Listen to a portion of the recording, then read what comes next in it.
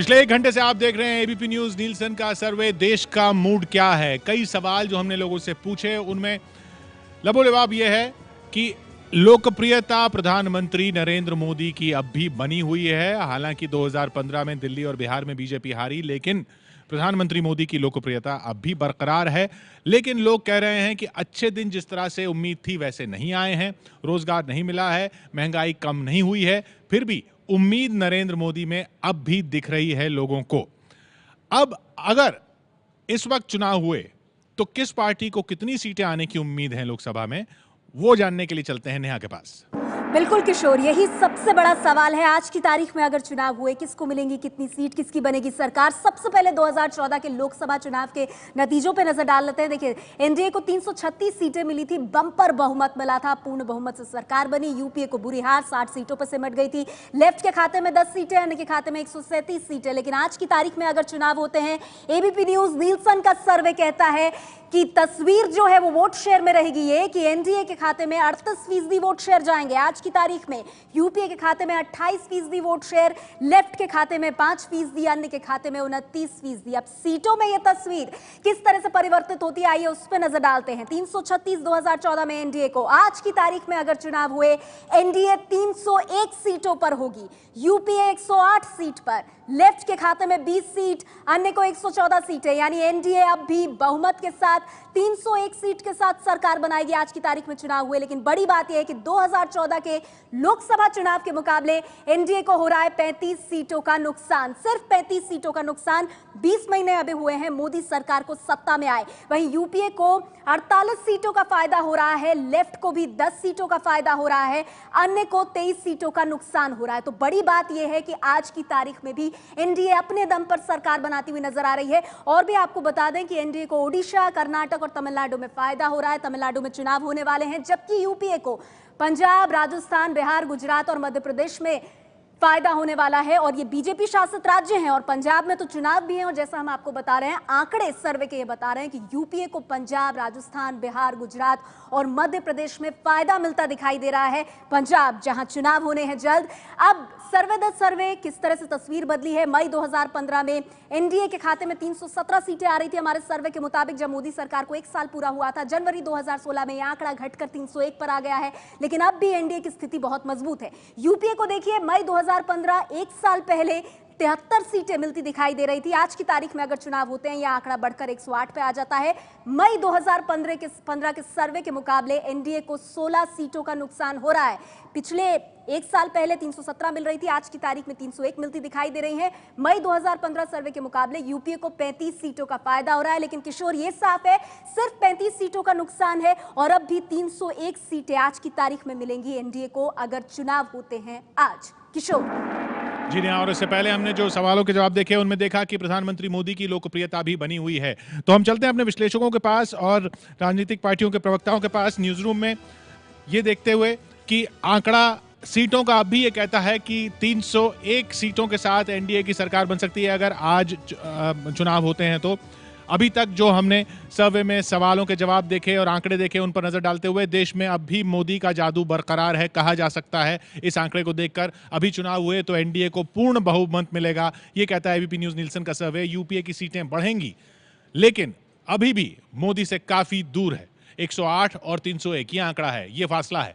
लोकप्रियता में भी मोदी के आसपास कोई नेता नहीं दिख रहा। अगर नेताओं की लोकप्रियता की बात की जाए, लोगों ने माना, न रोजगार बढ़ा, न काला धन आया, फिर भी प्रधानमंत्री मोदी की लोकप्रियता बनी हुई है। हमारे साथ अब यहां पर न्यूज रूम में तमाम मेहमानों के साथ साथ सुधांशु त्रिवेदी जी, प्रवक्ता बीजेपी के, जुड़ गए हैं। सुधांशु जी, स्वागत आपका। और कांग्रेस प्रवक्ता अमीम अफजल साहब जुड़ गए हैं। तो पहला सवाल आप दोनों से ही। सुधांशु जी, जब यूपीए के जमाने में ये सर्वे हुआ करते थे तो आपको कहते थे ट्रेंड देखिए, आप आंकड़ा मत देखिए। तो ट्रेंड उस लिहाज से ये है कि 336 से घटकर 317 से घटकर 301, हालांकि अब भी यूपीए काफी दूर है। देखिए, अभी भी अगर आप ट्रेंड देखें तो आप स्वयं कह रहे हैं कि भारी अंतर है एनडीए में भी, लेकिन ट्रेंड घट रहा है आपके। मैं बता रहा हूं, एनडीए में भी और हमारे नेता नरेंद्र मोदी जी की लोकप्रियता में भी। अब रही बात इसकी कि जिसको आप माइनर चेंज कह रहे हैं, तो आप 2 तथ्यों का ध्यान कर लें। 1.5 वर्ष हो गया है सरकार का, तो जो आप लोग उसको सो कॉल्ड हनीमून पीरियड कहते हैं, वो खत्म होने के बाद भी, और जो स्टैंडर्ड मार्जिन ऑफ एरर होता है जो 10% के आसपास होता है, उसको अगर ले लें तो हम तो ऑलमोस्ट वहीं खड़े हैं उसके बाद भी। इसका अर्थ ये हुआ कि कोई सिग्निफिकेंट ट्रेंड में बदलाव मुझे दिखाई नहीं पड़ रहा है। और वजह यहाँ पर विश्लेषक ज्यादातर ये भी कह रहे हैं मीम अफजल साहब कि आप कोई विकल्प नहीं दे पा रहे या विपक्ष कोई विकल्प नहीं दे पा रहा उस लिहाज से नेता के रूप में भी। देखिए मोदी जी को बड़ी भारी जीत हासिल हुई थी और उसके बारे में अगर हम ये कहें कि अचानक बहुत बड़ी तब्दीली आ जाएगी तो मेरे ख्याल में ये इंसाफ नहीं होगा। लोगों ने उनको वोट दिया है और वो उनसे उम्मीद कर रहे हैं कि कुछ परफॉर्म करें। आज बहुत सारे लोग ऐसे हैं जो उनसे नाराज़ होने के बावजूद अभी उनसे उम्मीद करते हुए उनके खिलाफ बात नहीं कर रहे हैं। ये फ़र्क है। और मैं आपको बता दूं कि अगर 18 महीने में ये ट्रेंड आपका दिखाया, आपने 35 सीटों का फ़ायदा यूपीए को दिखाया है, तो ये बहुत बड़ी बात है। चूँकि मोदी जी ने जितना आवाम को हाइप किया था, जितने वादे किए थे, जितना उन्होंने लोगों को सब्ज़ बाग दिखाए थे, वो सब की उम्मीदें अभी भी लोग लगाए बैठे हैं, ये दिख रहा है आंकड़ों से। कह दिया आपको कि वो परफॉर्मेंस का इंतज़ार कर रहे हैं, लेकिन जो पिछले 20 महीने में परफॉर्म नहीं कर सके, आगे कितना परफॉर्म करेंगे, इस पर बड़ा सवालिया निशान है। जेडीयू से केसी त्यागी साहब भी हैं, हताशा अभी भी नहीं हुई है त्यागी साहब? नहीं, आशाएं बहुत ज़्यादा थी और उसी के आधार पर इतना स्पष्ट बहुमत मिला था। लेकिन भाजपा के प्रवक्ता का कहना सही है कि हनीमून पीरियड समाप्त हो चुका है और अब तकरार का पीरियड शुरू होगा। तो तकरार में तो फिर और भी नीचे तक जाने की संभावना रहती है। लेकिन ना तो इंदिरा गांधी, ना राहुल गांधी, ना अटल बिहारी वाजपेयी, किसी का ग्राफ देश में जो करिश्माई नेता थे इतनी जल्दी गिरा जितनी जल्दी श्री नरेंद्र मोदी जी का गिरा है। निराशाजनक है। अब राजीव गांधी कहना चाह रहे थे शायद। राजीव गांधी जी का भी गिरने में 2.5 साल लगे थे, 88 के आसपास। 2 साल पूरे हो चुके थे। हाँ, वीपी सिंह जी का ग्राफ जरूर 1 साल के बाद गिरा था। इंदिरा जी को 4 साल लगे थे, राहुल गांधी जी को 3 साल लगे थे। राजीव गांधी को राजीव कहना चाह रहे हैं। गांधी जी को 2 साल प्लस लगे थे, इनको 1 साल प्लस लगा इनका गिरने में ग्राफ। सिद्धार्थ मिश्रा जी, ये अगर आप याद करें मनमोहन सिंह की गवर्नमेंट का, तो पहले 2 साल में भी उनका भी फिगर वही था जो चुनाव के जीत के समय का था। लेकिन जब एक नेता उभर करके सामने आया विपक्ष में, तब उनका ग्राफ बहुत तेजी से गिरना शुरू हुआ और भाजपा का ग्राफ उठना शुरू हुआ। और उस नेता का विपक्ष में इंतजार है। जब वो ऐसा कोई नेता विपक्ष में आएगा तब इनका ग्राफ वो ज्यादा क्षति। विपक्ष में नेता का इंतजार है। हमारे साथ समाजवादी जी सुदीन भदौरिया जी बीएसपी से। देखिए, ऐसा आपके इस सर्वे से ये पता चल रहा है, लगभग औसतन 20 सीटें हर वर्ष कम हो रही हैं। तो जब लोकसभा के चुनाव होंगे तो निश्चित तौर पर ये 200 सीट से नीचे आ जाएंगे और वो माइनॉरिटी में हो जाएंगे। और दूसरी चीज़ मैं ये कहना चाहता हूँ, महंगाई के मामले में, काले धन के मामले में, हर मुख्य प्रश्न के मामले में मोदी जी से लोग निराश हुए हैं। उसके बावजूद जो ये आंकड़े हैं वो औसतन घट रहे हैं, क्योंकि एरिया स्पेसिफिक वोटिंग होती है। आपने स्वयं कहा है अपने आंकड़ों में, पंजाब में, मध्य प्रदेश में, गुजरात में, राजस्थान में, अभी बिहार में हारे हैं, दिल्ली में हारे हैं, हरियाणा में चुनाव होंगे, हारेंगे, उत्तर प्रदेश में तो सफाया होगा, बहुजन समाज पार्टी जीतेगी। मैं कह रहा हूं जिन इलाकों में जीते थे वहां से सफाया हो रहा है, इसलिए मोदी जी का सफाया होगा जब भी चुनाव होंगे। क्योंकि आपने बीएसपी की जीत का दावा किया, तो समाजवादी पार्टी से फैजल साहब भी हमारे साथ यहाँ मौजूद हैं, प्रवक्ता समाजवादी पार्टी के फैजल वारसी साहब। फैजल साहब, बात नरेंद्र मोदी की, बीएसपी और एसपी की बहस कभी और कर लेंगे, लेकिन ये लोकप्रियता घटी है, थोड़ी सी घटी है, बनी हुई है अभी भी बाकी नेताओं से आगे। सीटें थोड़ी घटी हैं लेकिन अभी भी फासला बना हुआ है। उम्मीद अब भी नरेंद्र मोदी से बनी हुई है। ये आपके लिए चिंता की बात नहीं है? नहीं, चिंता की बात हमारे लिए नहीं है, हमारे लिए तो खुशी की बात है। क्यों घट रही है? क्योंकि मोदी जी परफॉर्म ही नहीं कर पा रहे हैं। वो तो विदेशी दौरों पे, यात्राओं पे और चीज़ों में जो भी वादे किए उन्होंने कि काला धन लाएंगे, महंगाई की दर घटाएंगे, लेकिन अभी भी बहुत बाकी नेताओं से बहुत आगे। ठीक आगे हैं। मैं मानता हूं कि आज भी वो आगे हैं और अच्छा परफॉर्म कर रहे हैं। जनता उन्हें पसंद कर रही है। अभी भी आपका सर्वे दिखा रहा है कि 301 सीट है। लेकिन जैसे जैसे ये समय बढ़ेगा, आगे आएगा चुनाव के टाइम, साल में 2 साल में अभी 35 सीट नीचे गए और आने वाले वक्त में आप देखिएगा कि ये आंकड़ा घट के 200-250 सीट पार करेगा कम से। तो 2016 में अदिति जी, प्रधानमंत्री मोदी को क्या करना होगा कि ये ट्रेंड पलटे? मेरे ख्याल से अभी तक जो भी हो रहा है वो प्रधानमंत्री मोदी के बूते पर हो रहा है, लेकिन उनके मंत्रियों का क्या मतलब, क्या उनकी क्या वो तो वो उनका तो स्टाइल ही है ये सरकार चलाने का, और उसको लोग पसंद भी करते हैं। लेकिन मंत्री सरकार चलाते हैं और मंत्री अगर कोई काम नहीं करेंगे और हाथ पे हाथ रख के बैठे रहेंगे तो फिर मेरे ख्याल से सरकार का सक्सेसफुल होना बहुत मुश्किल है। तो मोदी जी एक ऐसे ट्रक में बैठे हैं जो वो खुद खींच रहे हैं उसको, और मेरे ख्याल से जो बाकी सब आप कह रहे हैं बोझ है। मेरे ख्याल से तो बोझ ही लग रहा है। देखिए आपके सर्वे की जो फाइंडिंग है, मैं उसकी प्रामाणिकता पर सवाल नहीं खड़ा कर रहा हूं, लेकिन मुझे एक चीज़ नहीं समझ में आ रही है कि जब जनरल मासेज, देश की आवाम जो है नाराज़ है महंगाई को लेकर, काला धन नहीं आया, जिस तरह का शासन है उससे लोगों की नाराज़गी है, आपके दलित नाराज़ हैं। अगर सोशियोलॉजिकली हम देखें देश का, पूरा दलित समुदाय मोदी राज से इतना नाराज है, मिडिल क्लासेस नाराज हैं डिफरेंट वजहों से, ओबीसी नाराज है। ये दिखाई पड़ा आपको आरक्षण को लेकर, जिस तरह की बातें की गई पहले और अभी हाल में की गई हैं। ऐसे में मैं ये नहीं समझ पा रहा हूं कि ये 301 सीट तक पहुंचाने वाली वो कौन सी आपकी पद्धति है जिसके आधार पर ये फाइंडिंग आई है। पहली बात नहीं, क्या ये इस वजह से नहीं हो सकता कि जैसा बात हो रही है विपक्ष वैसा विकल्प नहीं दे पा रहा अभी? देखिए, ये हाइपोथेटिकल है कि विपक्ष में कोई नेता आएगा, मसीहा निकल के आएगा और फिर, क्योंकि कांग्रेस में कोई और राहुल गांधी के सिवाय आ नहीं सकता, या आप नीतीश कुमार को एक्सेप्ट कर लें या अरविंद केजरीवाल को एक्सेप्ट कर लें, वो एक बहुत हाइपोथेटिकल सिचुएशन है। मोदी सरकार में मोदी सरकार और नरेंद्र मोदी दोनों के बीच में एक डिस्टिंक्शन बना हुआ है लोगों के मानस में। वो डिस्टिंक्शन मोदी के लिए ट्रैक्शन है लोगों में, ये आपका सर्वे भी बता रहा है और हम भी जब लोगों के बीच में जाते हैं तो ये समझ में आता है। लेकिन सरकार को जो एग्जीक्यूटिव एक्शन है जिस मुताबिक लेने चाहिए थे, या मोदी में जो आस्था और विश्वास थी, वो सरकार अभी तक उतनी खरी नहीं उतर रही है। तो आगे का जो 2-3 साल है वो एग्जीक्यूटिव एक्शन पे, जो बात अदिति जी कह रही हैं, आप जो लेजिस्लेचर के माध्यम से नहीं हो पा रहा है क्योंकि पार्लियामेंट बिल्कुल ग्रिडलॉक में फंसा हुआ है। तो पूरा का पूरा दारोमदार ये होगा कि अगले जो अहम हैं, जैसे अब कुछ एरियाज में वो कुछ काम कर रहे हैं, उसको स्पीड अप करें। वो जो जनता के प्रश्न हैं, महंगाई का या रोज़गार का या काले धन का या भ्रष्टाचार का या जो डेली की उनकी ज़रूरतें हैं उनके पूरा होने का, उस हिसाब से देश का मूड बहुत साफ़ है, आपके सर्वे ने बता दिया। इसलिए उसके साथ साथ स्टेडी डिक्लाइन भी है। तो 2 वर्ष भी पूरे नहीं हुए और इतना डिक्लाइन है, ये बताता है कि ये जो आज स्टेडी डिक्लाइन है ये फिर आगे जाके फास्ट डिक्लाइन होगा। सवाल ये नहीं है कि हम कोई क्रिश्मेटिक नेता का इंतज़ार करें, आवाम जब तय कर लेता है तो नेता भी बाद में देखते हैं, लोग फिर अपने फैसले सुनाते हैं। इसलिए बहुत कॉन्फिडेंस जो वो दिखा रहे हैं कि 301 है तो कुछ भी नहीं बिगड़ा है, उनको समझना चाहिए कि स्टेडी डिक्लाइन हो रहा है, नीचे आवाम बहुत तंग है और वही देश का आज मूड है रिपब्लिक डे के दिन। नहीं, लेकिन जो पहले बात संबित जी ने भी कही और जिसकी ओर इशारा सुधांशु जी भी कर रहे हैं कि अगर क्रिकेट की इनिंग के हिसाब से देखा जाए तो अभी समझ लीजिए मिडिल ओवर्स में अब आए हैं, अभी तक तो पिच को भांप रहे थे। अदिति जी कह रही हैं कि बाकी लोगों को भी परफॉर्म करना पड़ेगा ना, सिर्फ अकेले मोदी जी पर ही सब कुछ है। नहीं, देखिए, ये मैं इस बात से उनके थोड़ा सहमत नहीं हूँ। सभी मंत्री और तमाम जो पार्टी में भी जिन लोगों को दायित्व मिला है सब अपने हिसाब से कार्य कर रहे हैं। जैसे ये प्रश्न किया गया कि भाई नाराजगी है और फिर इतनी संख्या कैसे आ गई, मैं उल्टा पूछता हूँ, इतनी संख्या सामने दिख रही है सर्वे में, फिर आप इस बात का आत्मावलोकन करिए कि नाराजगी का जो पैमाना आप सोच रहे हैं वो सही है या जो आंकड़ों में दिख रहा है वो सही है। दूसरी बात, कहा गया जनता से जुड़े मुद्दे हैं, ठीक है, आप देख लीजिए, महंगाई है, भ्रष्टाचार है, विदेश नीति है, आतंकवाद का विषय है, काला धन है।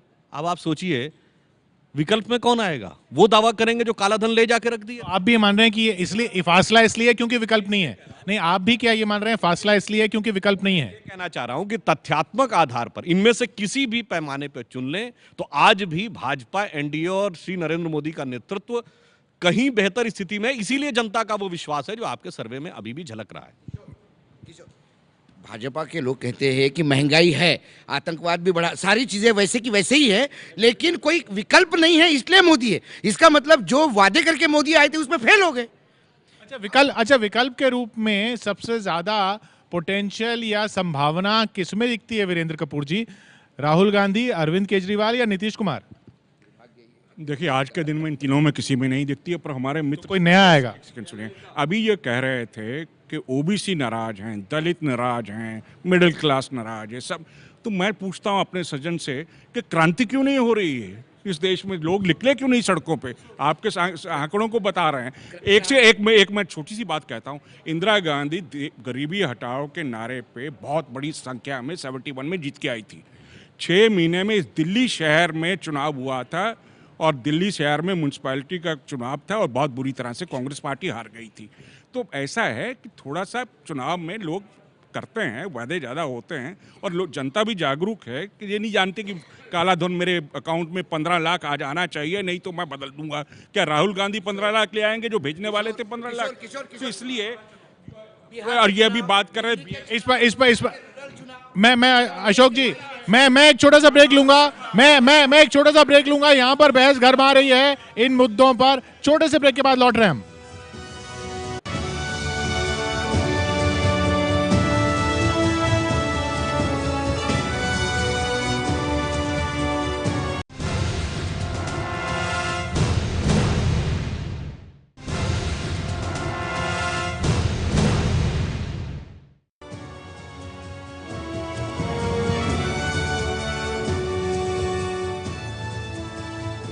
आप देख रहे हैं एबीपी न्यूज नीलसन का सर्वे। देश का मूड क्या कहता है? देश का मूड ये कह रहा है कि आज चुनाव हो जाएं तो फिर मोदी सरकार आएगी, लेकिन बस कुछ कम सीटों के साथ। देश के मूड में इस सर्वे में जो हमने सवाल पूछे उनकी बड़ी बातें निकल कर आ रही हैं कि अब भी मोदी का जादू बरकरार है। आज चुनाव हो जाएं तो एनडीए को पूर्ण बहुमत फिर से मिल जाएगा, लेकिन बस कुछ कम सीटों के साथ। ये कहता है एबीपी न्यूज नीलसन का सर्वे। यूपीए की सीटें बढ़ेंगी, लेकिन मोदी से अब भी काफी दूर है। फासला है 301 और 108 का। लोकप्रियता में भी मोदी के आसपास कोई नेता नहीं है। राहुल गांधी भी बहुत पीछे हैं, अरविंद केजरीवाल भी बहुत पीछे हैं, नीतीश कुमार भी बहुत पीछे हैं। लेकिन लोगों ने माना है कि न रोजगार बढ़ा है, न काला धन आया है। फिर भी लोगों में उम्मीद है मोदी सरकार को लेकर, इस वजह से ये आंकड़ा आ रहा है। और एक अहम आंकड़ा जो हमने देखा वो था राम मंदिर के सवाल पर। इसलिए अब मैं फिर चलूंगा इधर।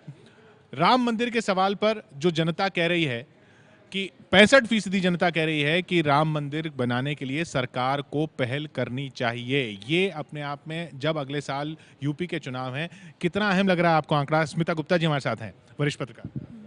मुझे नहीं लगता है कि उतना बड़ा मुद्दा बन सकता है। वो बाबरी मस्जिद जब तक उन्होंने खड़ी थी तब तक वो एक बड़ी मुद्दा थी।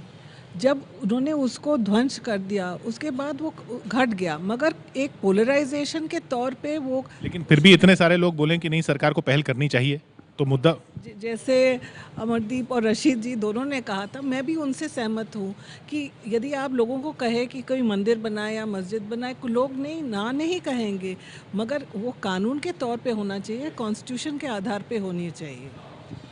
देखिए, इस आंकड़े को देख के मेरे दिमाग में एक प्रश्न उठ रहा है कि क्या ये जो आंकड़ा है वो लोगों की राजनीतिक प्राथमिकता की नुमाइंदगी करता है, या लोगों ने इसके ऊपर ऐसी ही राय व्यक्त की है? अगर भारतीय जनता पार्टी ये समझती है कि उसकी राजनीतिक प्राथमिकता लोगों की यही है राम मंदिर, तब फिर तो भारतीय जनता पार्टी को इसी को मुद्दा बनाकर चुनाव लड़ना चाहिए। नहीं, देखिए, मुझे नहीं लगता कि राम मंदिर मुद्दे का चुनाव की दृष्टि से बीजेपी को कोई फायदा होने वाला है। उसकी वजह ये है कि जिस तरह से आंदोलन चला उसके बाद केंद्र में, राज्य में, उसकी वजह से बीजेपी को के साथ कोई निराशा होने वाली है लोगों की अगर नहीं बना तो? नहीं, निराशा भी नहीं होने वाली, कोई उम्मीद भी नहीं। देखिए, इस मुद्दे पर बीजेपी की क्रेडिबिलिटी नहीं बची है कि वो इस मुद्दे को लेकर गंभीर हैं। लोगों को लगता है इसका राजनीतिक इस्तेमाल किया बीजेपी ने। और मंदिर पूछेंगे बनना चाहिए तो लोग कहेंगे ही। अगर अगला सवाल पूछते कि किस तरह से बनना चाहिए तो उस पर एक स्पष्ट राय आती।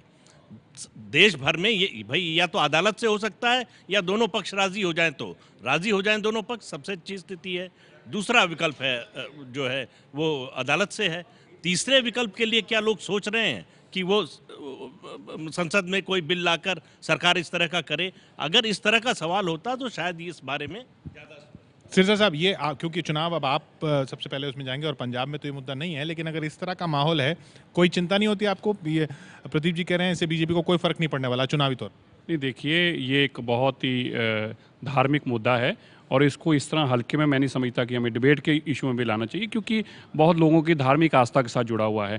या तो इसके दो ही पहलू हैं, या तो ये बहुत सीरियस तरीके से जो लोग आम राय बनाकर इसके ऊपर। नहीं, मैं ये नहीं कह रहा कि ये कैसे बने, क्यों बने। मैं ये लोगों का ये 65% लोगों का ये कहना कि सरकार को इस पर पहल करनी चाहिए, ये अपने आप में आपके लिए क्या संकेत है? देखिए, जब उनसे राय मांगी गई होगी तो किस तरीके से मांगी गई होगी, यह भी एक बहुत बड़ा विषय था। सो मैं नहीं समझता कि लोगों ने इस तरह की राय दी भी होगी, क्योंकि ये बहुत एक संगीन और बहुत ही धार्मिक आस्था के साथ जुड़ा विषय है। लोग इतने हल्के में इसमें राय भी नहीं देना पसंद करें। गौतम जी, देखिए, पहले तो है कि भाजपा का मैनिफेस्टो में जो लिखा है वो पहले चेंज करना पड़ेगा। अगर 80% भी बोलते हैं तो भाजपा मैनिफेस्टो में क्या लिखा था 2014 के पहले? क्या लोगों का, दोनों समुदाय का राय या कोर्ट का फैसला से होगा? तो वो अगर भाजपा पहले वो तय करे कि वो खुद जाएंगे कि नहीं जाएंगे, क्योंकि भाजपा का कुछ लीडर बोल सकता है अलग से इंडिविजुअल, लेकिन भाजपा का वो ऑफिशियल पार्टी लाइन है कि नहीं, वो तो भाजपा प्रवक्ता ही आपको बोल सकते हैं। लेकिन फैजल वारसी साहब, ये मुद्दा आपके लिए अगर भाजपा उठाती है तो आपके लिए भी फायदा दे सकता है, ऐसा लोग मानते हैं। नहीं, हम इसको बिल्कुल फायदे वाली बात नहीं मानते, और देश बढ़ रहा है, आज वो समय नहीं। क्यों, वो वोटों का ध्रुवीकरण नहीं होता? ध्रुवीकरण नहीं होगा, जनता बहुत समझदार हो गई है और सब लोगों को पता है कि एक राजनीतिक जब जैसे जैसे चुनाव आते हैं इस तरह के मुद्दे उठा के और लोगों को भटकाने का काम ये लोग करते हैं, तो सब लोग इस बात को समझ चुके हैं बहुत अच्छी तरह, भली बात ही जानते हैं कि इस चीज़ से अब कोई फ़र्क नहीं पड़ने वाला है। अगर बीजेपी ये मुद्दा उठाती है तो वही नुकसान में उठाएगी।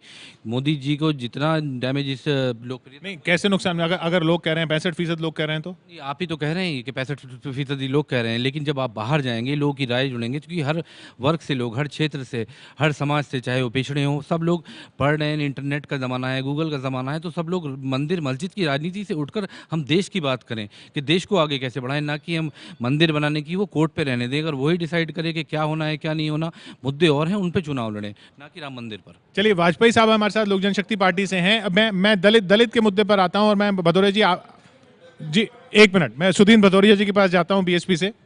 देखिए, ये हो सकता है आपके इस आंकड़ों से प्रभावित होके मुलायम सिंह जी ने भी कह दिया कि उनको बड़ा दुख हुआ कार सेवकों पर, जब अभी 2 दिन पहले उनका बयान आया। आंकड़े तो अब आए हैं, 2 दिन पहले बयान था। नहीं, उनको हो सकता है कुछ, मैं ये कह दूं, हमारा ये मानना है उत्तर प्रदेश के अंदर लोग, बिहार में जिस तरह से अगर इस तरह के आंकड़े होते तो वहां पर वो इतनी बुरी तरह से नहीं हारते, और इसी तरह से उत्तर प्रदेश के अंदर देखिए, बिहार और उत्तर प्रदेश में दोनों तरह एक तरह से लोग सोचते हैं। वहां पर सवाल है रोजगार का। किशोर, इसका तो फिर हम क्या माने?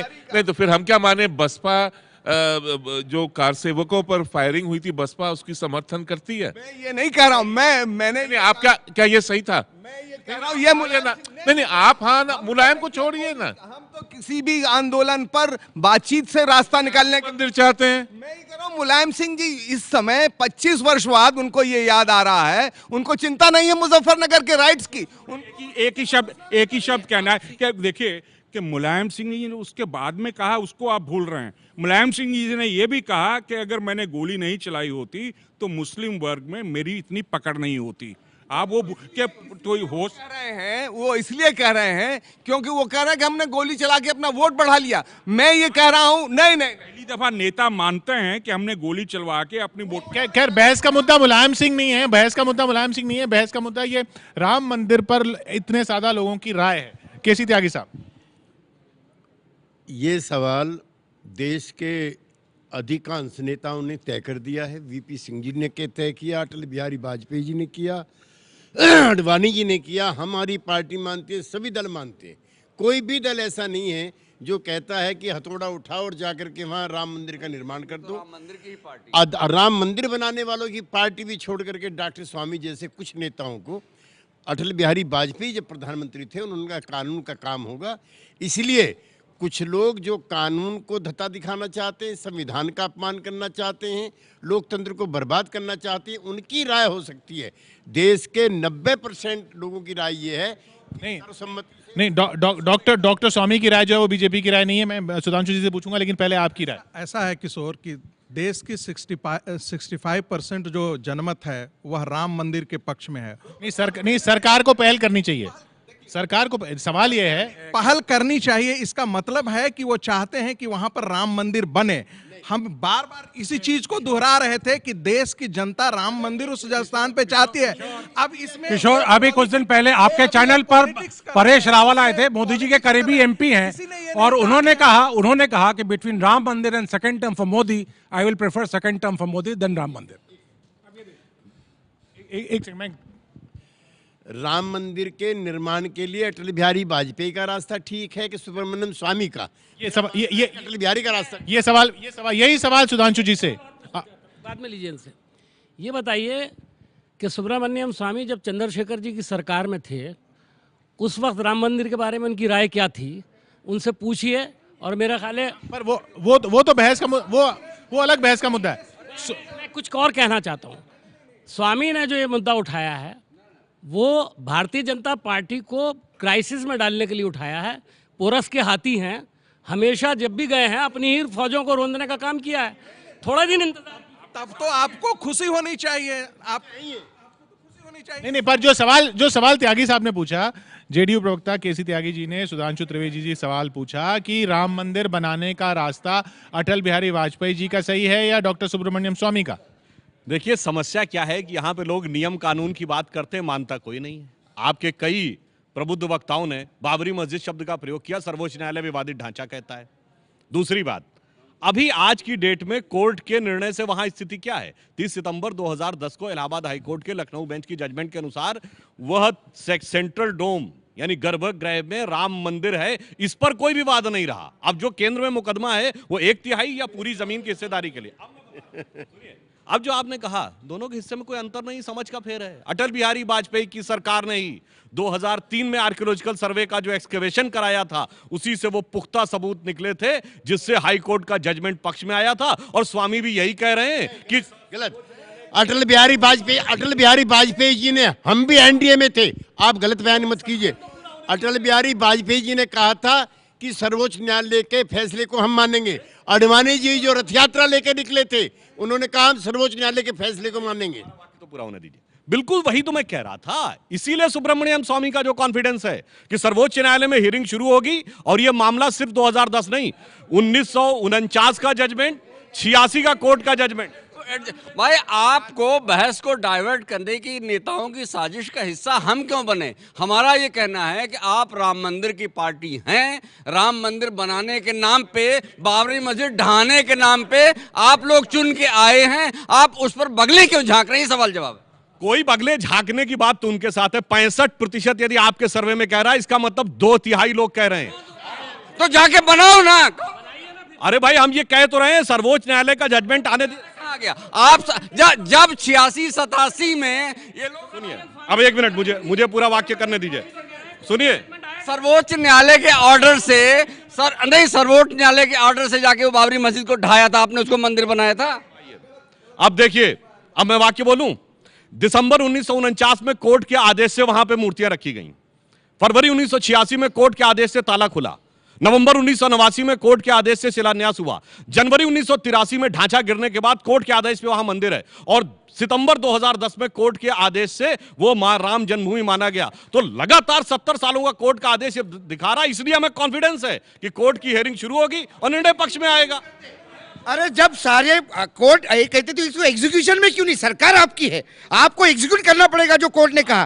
करिए, आप मंदिर थान दीजिए वहां पे।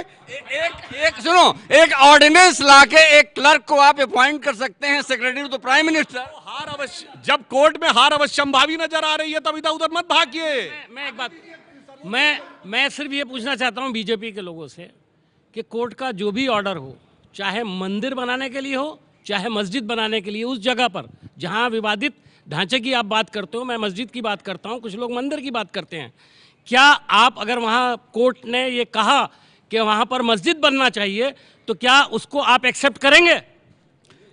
मान्यवर, आपकी सरकार नरसिम्हा राव के समय में 1994 में कोर्ट में हलफनामा केंद्र सरकार ने दिया है कि यदि यह सिद्ध हो गया कि मंदिर तोड़ के मस्जिद बनाई गई है तो वह जमीन हिंदुओं को दे देंगे। और फिलहाल 30 सितंबर 2010 के जजमेंट में सिद्ध हो चुका है, तो तय तो आप कर लीजिए ना। हमारे बता दूं, कोर्ट में ये केस है ही नहीं कि मंदिर तोड़ करके मस्जिद बनाई गई या नहीं। कोर्ट में ये केस है कि इसकी प्रॉपर्टी ओनरशिप किसके पास है, और उसकी पूरी हिस्ट्री है, और कोर्ट जो है हिस्ट्री की बुनियाद पर फैसले नहीं करती है, हकाइक की बुनियाद। नहीं, सवाल वो नहीं है। देखिए, सवाल ये नहीं है, पर नईम अख्तर साहब को ये जानना चाहिए कि राजीव गांधी थे, उन्होंने जो अपना कैंपेन लॉन्च किया था, शिलान्यास जो है आपकी पार्टी के जो नेता थे राजीव गांधी, उन्होंने वहाँ से चालू करवाया था, मंदिर का शिलान्यास वहाँ से करवा के। तो इसलिए जरा रहने दीजिए। किशोर, यहाँ पर सब चर्चा कर रहे हैं कि उनकी अपनी सोच क्या है। मोदी जी ने प्रधानमंत्री बनने के बाद जो कहा था, उसका भी मैं याद दिला दूं कि 10 साल का मोरेटोरियम हो कोई भी डिविजिव इश्यूज पर, उसको भी ध्यान में रखे लोग। अमरजीत जी, मैं सीधे सीधे कहना चाहती हूँ कि सारी की सारी बहस, ये मंदिर की जितनी मर्जी यहाँ करा लो, लोग उस पर वोट नहीं देने वाले। ये एक सर्वे में वो कुछ कह सकते हैं, क्वेश्चन कैसे पूछा और कैसे जवाब लिया, लेकिन लोग तो वोट देंगे दाल के ऊपर, महंगाई के ऊपर, रोजगार के ऊपर, काले पैसे के ऊपर, भ्रष्टाचार के ऊपर। आज आपके चैनल में अभी आप रिपोर्ट कर रहे थे तो उसमें था एक बच्ची शौच घर में ना होने की वजह से आत्महत्या की। रोहित का मामला अभी थमा नहीं है, वो पूरे देश में चल रहा है। इसलिए इस देश के अंदर जिस डिविसिव पॉलिटिक्स को, अभी एक साथी ने, वरिष्ठ पत्रकार ने कहा, उन्होंने कहा था 10 साल तक मोरेटोरियम रहे, लेकिन इस पूरे 18 महीने के अंदर इनके मंत्रियों ने, इनके एमपीज ने, इनके एमएलएज ने कोई मोराटोरियम नहीं किया। इशू आफ्टर इशू उठा रहे हैं सोसाइटी को डिवाइड करने के लिए। इसलिए लोग भी गेम समझते हैं। इस डिवीजन की पॉलिटिक्स इन्होंने बिहार में करने की कोशिश की, धूल चिटा दी बिहार के लोगों ने, और यही देश की आवाम करेगी इनके साथ। तो किशोर देखिए जो एबीपी का सर्वे दिखा रहा है, एनडीए को 301 सीटें, नरेंद्र मोदी की छवि जो 58% है, जो कि अबव 50% है, और एक बड़ी राय जो है वो ये कह रही है कि नरेंद्र मोदी को राम मंदिर बनाने के लिए पहल करनी चाहिए। अब ये तो प्रधानमंत्री को देखना है या भाजपा को तय करना है कि कैसे बनेगा।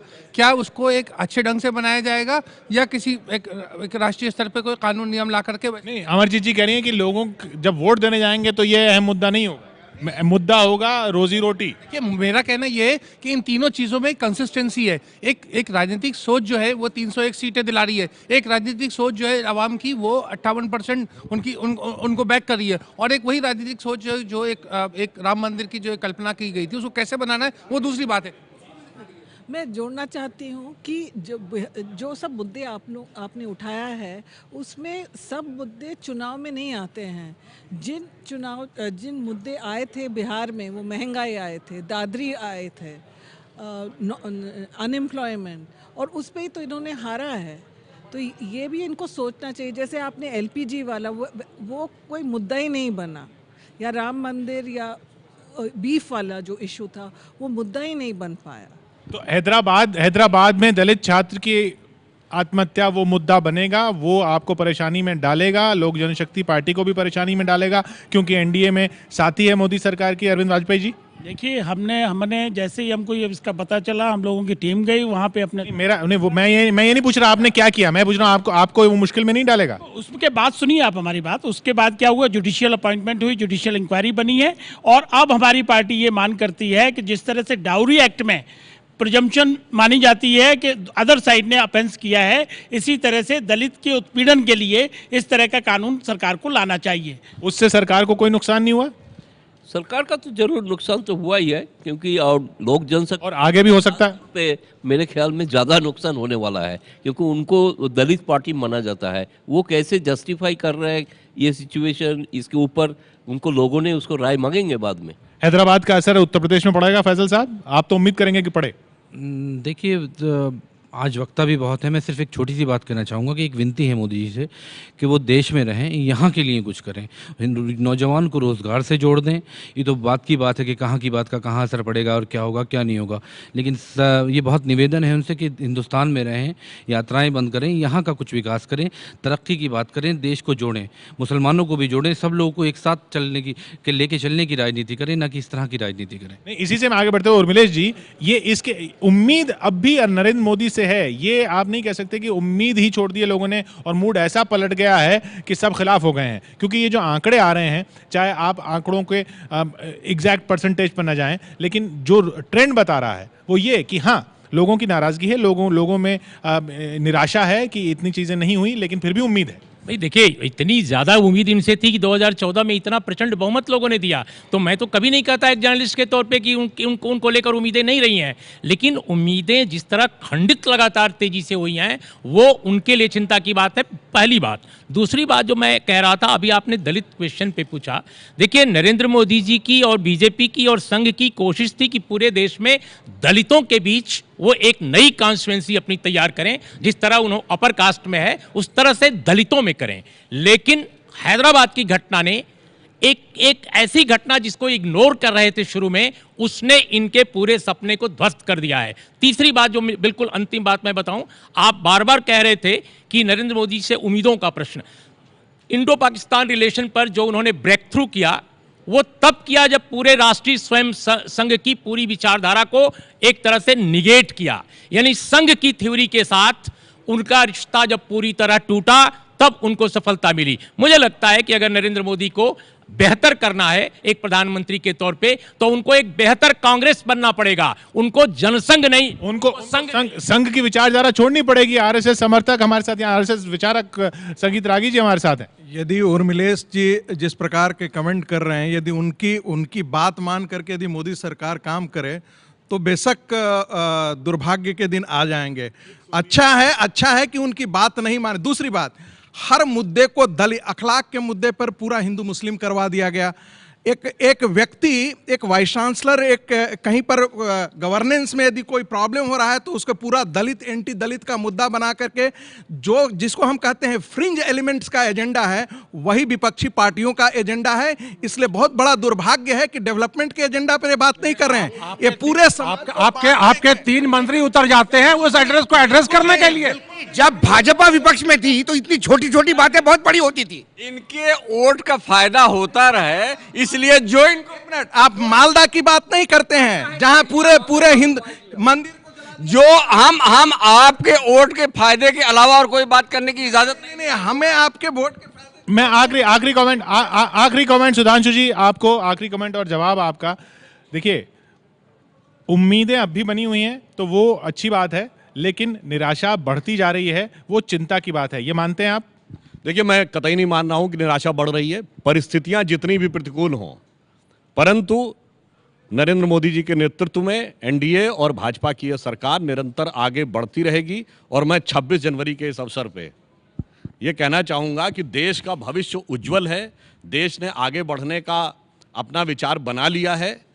हमें सिर्फ ये 26 जनवरी के अवसर पे कहना चाहूँगा कि जिए तो सदा इसी के लिए, यही अभिमान रहे या हर्ष, निछावर कर दे हम सर्वस्व हमारा प्यारा भारतवर्ष। नहीं, अभी लेकिन बहुत कुछ अहम सवाल जो आगे के लिए वो बाकी हैं, इसलिए एक छोटा सा ब्रेक हम यहाँ पर ले रहे हैं। उम्मीदें जो अब भी बनी हुई हैं, क्या वो उम्मीदें बनी रहे, वो लोकप्रियता बनी रहे और वो उस स्थिति में पहुंच जाए जैसे 2014 में थी? उसके लिए मोदी सरकार को इस साल क्या करना है? एक छोटे से ब्रेक के बाद।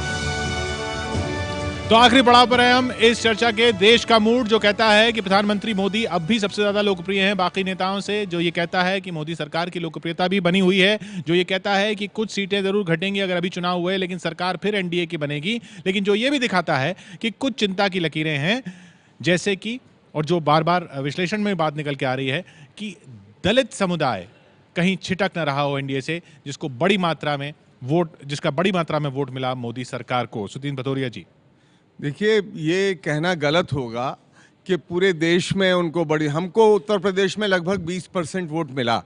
और लेकिन पहले से काफी ज्यादा वोट मिला था दलितों का एनडीए सरकार को।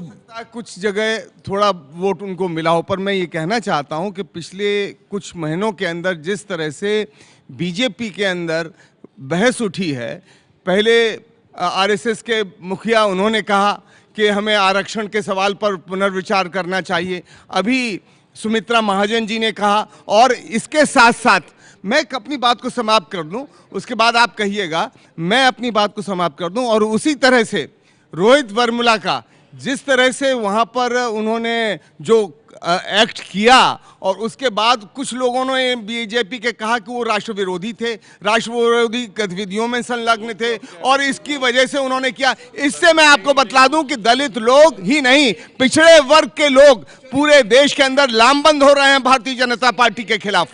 नहीं, मैं ये है कि सुमित्रा महाजन के नाम पे जो ये चढ़ा रहे हैं, वो भाषण मैंने सुना, मैं था अहमदाबाद में उस दिन, उन्होंने ये कहा था कि नहीं, मुद्दा ये नहीं है कि सुमित्रा महाजन ने क्या कहा और या रोहित वेमुला केस में प्रेस कॉन्फ्रेंस में क्या गया। मुद्दा ये कि मुस्लिम समुदाय से वैसे भी ज्यादा वोटों की उम्मीद नहीं रहती थी एनडीए को, अगर दलित समुदाय भी छिटक जाएगा तो बड़ी चिंता की बात हो जाएगी। सुधांशु, नहीं किशोर जी, मुद्दा यही है जो अशोक वानखड़े जी कह रहे थे, जो कहा ही नहीं जाता है, विपरीत तस्वीर प्रस्तुत की जाती है। हैदराबाद में रोहित के मामले में क्या हुआ, ये एक यथार्थ है कि जो पीटा गया लड़का था एबीवीपी का अध्यक्ष, उसकी मां हाई कोर्ट गई थी, हाई कोर्ट ने एक्शन टेकन रिपोर्ट मांगी थी और उसके आधार पे यूनिवर्सिटी नहीं, लोगों की राय छवि पर ही बनती है, लोगों की राय छवि पर ही बनती है। मैं छवि के सवाल पे आ रहा हूं। यथार्थ ये है कि कोर्ट के आदेश पर कार्रवाई हो रही है और आप हल्ला मचाए चले जा रहे हैं कि वो भाजपा के कहने पे हुई, सरकार के कहने पे हुई। यह जो दुष्प्रचार है ये लंबे समय ठहरता नहीं है तथ्यों के आधार पे।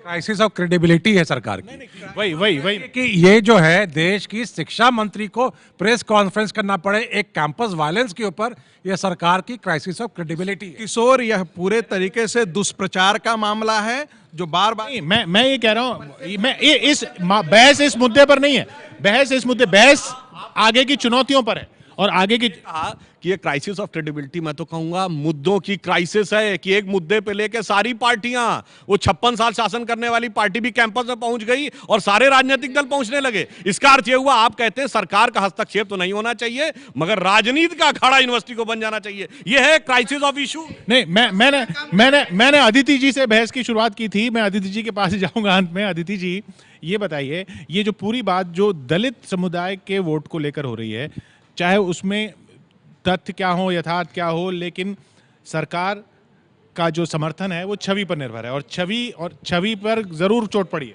100% छवि पर चोट पड़ी है। और अगर आप कहेंगे कि एक आदमी जो कि दलित है वो अपने आप की अपनी इतनी जान न्यौछावर कर देता है और फिर आप कहते हैं कि वो दलित है ही नहीं, तो फिर ये तो बड़ी विडंबना है। और मेरे ख्याल से जिस तरह से इसको हैंडल किया गया है वो बहुत गलत था और इनको बहुत चोट पहुंची है।